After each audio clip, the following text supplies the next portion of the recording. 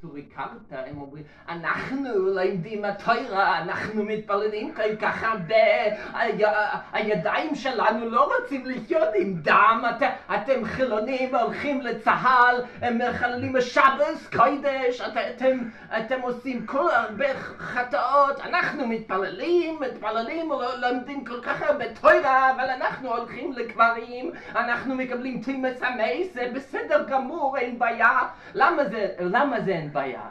כי אנחנו לומדים תורה, אנחנו מחכים משיח יחזור טהרה מטומאת המת. אבל מה כתוב בתורה? איך לחזור טהרה מטומאת המת? המשיח, זה כתוב ברמב"ם, זה משיח אמר ש9 פרדומת ממשה רבינו לחורבן בית המקדש שני ועשירי יעשה משיח. אבל כתוב בתורה איך לעשות את זה. אתה צודק, אנחנו צריכים אליעזר הכהן, אנחנו מחכים שאתם תבין. אז מה רבנים שלנו רוצים? הרשעים הגדולים, הרשעים, מה הם עושים? הם הולכים מארץ הקודש ללכת, למשל, לאוקראינה, ללכת מארץ הקודש, במיוחד בימים שזה כאילו מצווה לחיות בירושלים, חגים,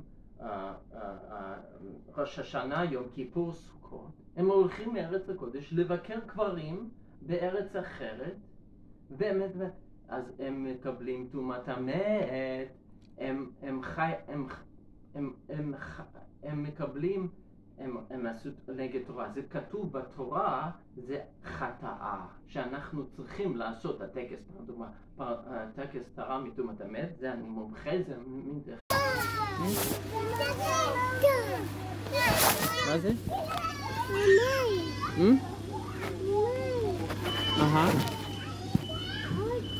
כן, אוטו, יש אוטו עם...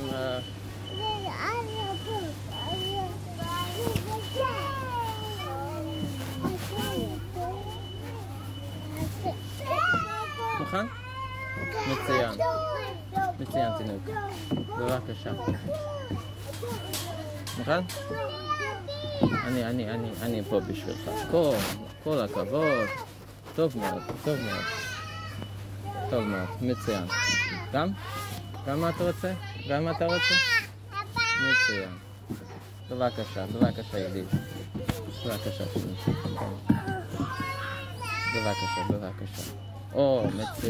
מצוין, כל הכבוד.